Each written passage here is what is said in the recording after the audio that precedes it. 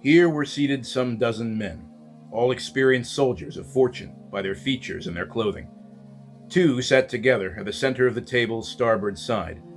One was bareheaded, fair and careworn, and the other had features resembling Elric's own, and seemed to be wearing a silver gauntlet on his left hand. He looked up as Elric entered, and there was recognition in his single eye. "Elric of Melniboné!" he exclaimed. "My theories become more meaningful." He turned to his companion. "See, Hawkmoon? This is the one of whom I spoke." "You know me, sir?" Elric was nonplussed. "You recognize me, Elric. You must. At the tower, with Ericose, though a different Ericose. I am Coram." "I know of no such tower, and this is the first I've seen of Ericose," replied Elric. "You know me, and you know my name, but I do not know you. I find this disconcerting, sir." "I too have never met Prince Coram before he came aboard," said Ericose. "Yet he insists we fought together once. I'm inclined to believe him. Time on the different planes does not always run concurrently. Prince Coram might well exist in what we would term the future." "I had thought to find some relief from such paradoxes here," said Hawkmoon, passing his hand over his face. He smiled bleakly. "But it seems there is none at this present moment in the history of the planes. Everything is in flux, and even our identities, it seems, are prone to alter at any moment." "We have much in common," Ericose put in. "As I told you, Elric. Perhaps we share masters in common, too." Elric shrugged. "I serve no master but myself." And he wondered why they all smiled in the same strange way.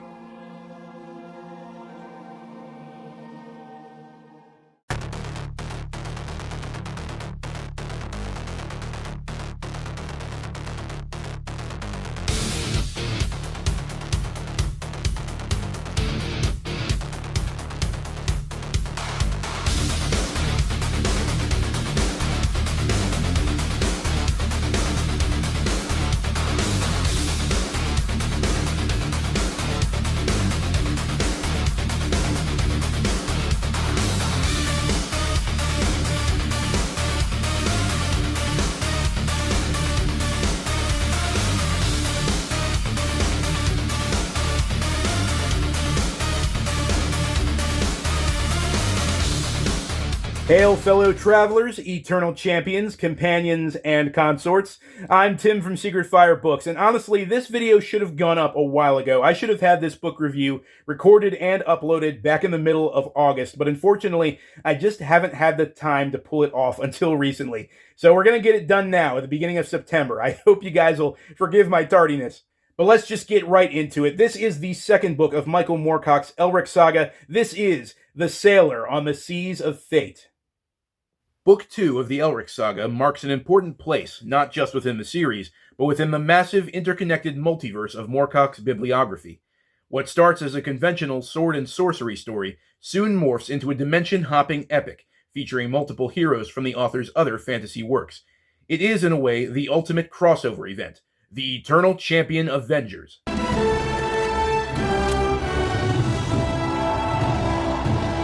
As such, this video will not only serve as a review of The Sailor on the Seas of Fate, but also as a sort of primer on the Moorcock multiverse for those of you who, like me several years ago, just happened to stumble upon this sprawling meta-series through the Elric saga.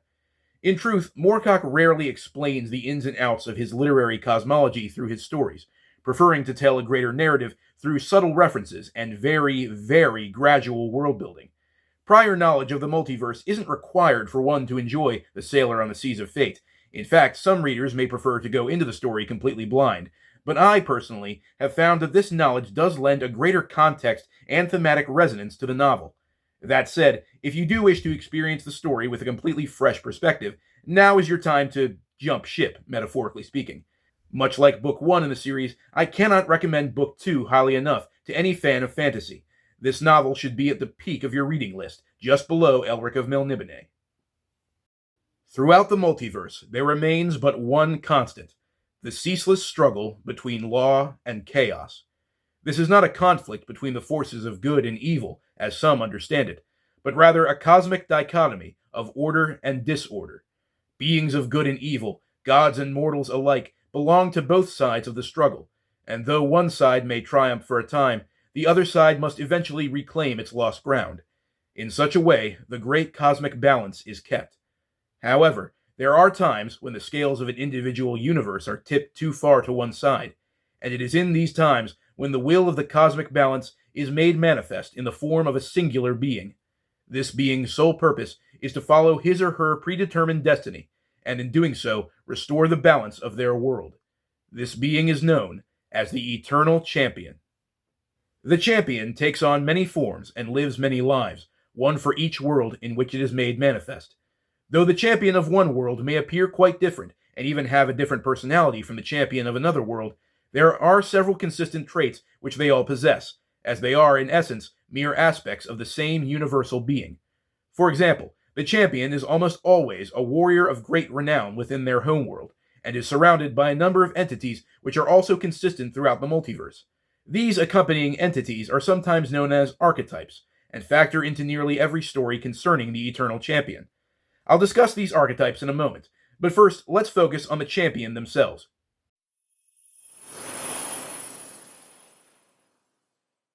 As you may have guessed, Elric is in fact the aspect of the champion within his homeworld. Though as a Melnibonean, Elric is naturally allied with the forces of chaos, his status as champion has him alternating for both sides of the cosmic struggle throughout the series, whether he knows it or not. In this novel, Elric begins the story fleeing from the human kingdom of Picarade, and coming across a mysterious dark ship wreathed in mist. The ship's blind captain is an enigmatic figure who, to Elric's surprise, claims to have been searching for the albino emperor, and wishes to recruit him and a slew of other equally confused warriors to fight a great battle across the so-called Seas of Fate against an unknown enemy. It is here that Elric comes face to face with three other aspects of the Eternal Champion, gathered together from their disparate worlds.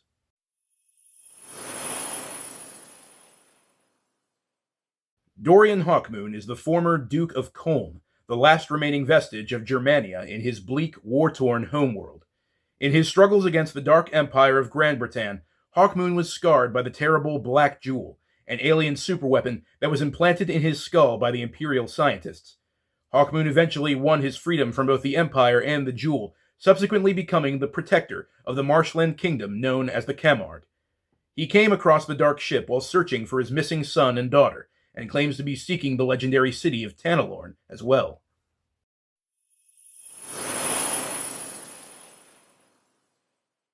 Perhaps the most inhuman of the champions aboard the Dark Ship, Prince Coram is the last remaining member of a long-lived race called the Vadog, who were eventually usurped and eradicated by the humans of their world. Bearing the scars of past adventures, including a missing right eye and prosthetic left hand, Coram's very existence speaks to a long lifetime of tragedy and conflict. Despite this, he seems to be one of the more cordial and friendly of the ship's warlike passengers. A storied hero and multiverse traveler in his own right, Coram claims to have met and fought alongside Elric once before, and has even traveled to legendary Tanalorn, which he reports to have been ruined and desolate. It is quite possible that Coram's homeworld exists within the multiverse's distant future.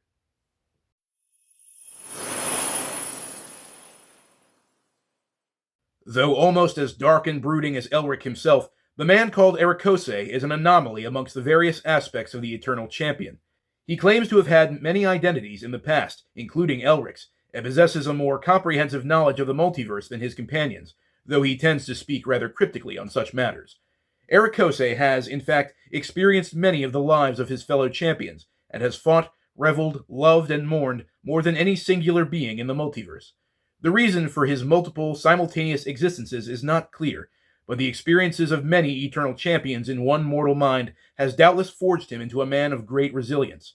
For Ericose, this voyage across time and space is just another wave in the endless ocean of his consciousness.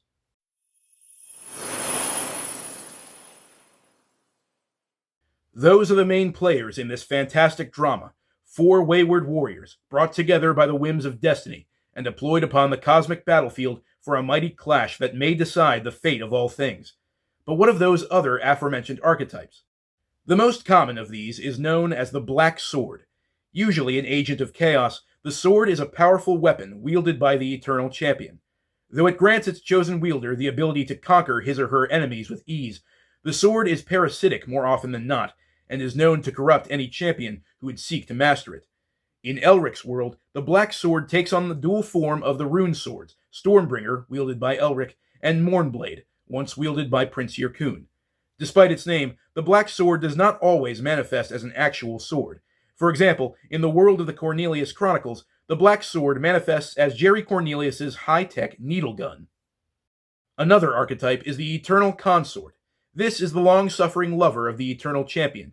He or she is a constant source of desire and inspiration for the champion, and the only being in the universe in whom the champion can find true belonging. Fate, however, is always cruel to these cosmic lovers. In some way, no matter the world in which they live, the champion and the consort can never truly be together. Theirs is a tragic love, but perhaps because of this, it is all the more passionate. In the Elric saga, the consort takes the form of Cimmeril, Elric's beloved queen-to-be. Lastly, and most significantly for this book, perhaps, is the Eternal Companion. As the name suggests, this is a being who draws alongside the champion throughout their adventures, lending support and encouragement in the darkest of times. The companion takes many forms, and may have multiple aspects within a single world. The champion, it seems, needs all the help he can get. One aspect of the Eternal Companion in the Elric saga is Count Smjorgen of the Purple Towns, a swarthy sea lord whom Elric befriends in this very novel.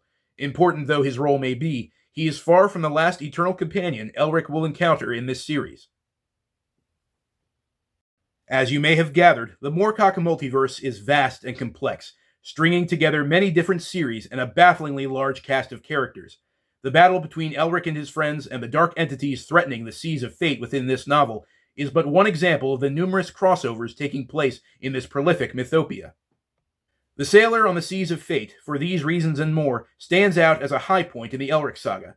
Not only is it chock full of fast-paced action, colorful characters, and ethereal landscapes both dreamlike and nightmarish, it is also an excellent jumping point into the greater meta-series surrounding it. If your TBR allows it, I would highly recommend reading the first book of either the Runestaff series or the Corum Chronicles series as a sort of companion piece. Of course, I do still think the novel works perfectly as its own standalone adventure as well. My only real gripe with The Sailor on the Seas of Fate is that the weird, epic multiverse crossover is only one act of 3 within this book. The second and third are perfectly competent stories in and of themselves, but they are completely overshadowed by the prior thrill of Elric fighting extra-dimensional sorcerers alongside 3 other aspects of the champion. It's almost like going to a concert, where the opening acts somehow completely blow away the headliners. No, wait, I've got a better analogy. It's like following up a 4-star gourmet appetizer with a main course of grilled cheese and tomato soup. It's not bad, exactly, and you might even love the follow-up itself, but there's just no contest. Let me know in the comments below, have you ever read The Sailor on the Seas of Fate? What do you think of it? Where do you think it stands in the Elric saga, in your opinion? And who is your favorite Eternal Champion? Whatever the case, I hope you'll join me in the next Elric saga review, and I hope you'll check out the other Elric saga reviews from the other folks who were involved in this read-along event. I will include a link to the playlist in the description. So until next time, as always, farewell, keep reading, and remember, dreaming or reality, the experience amounts to the same.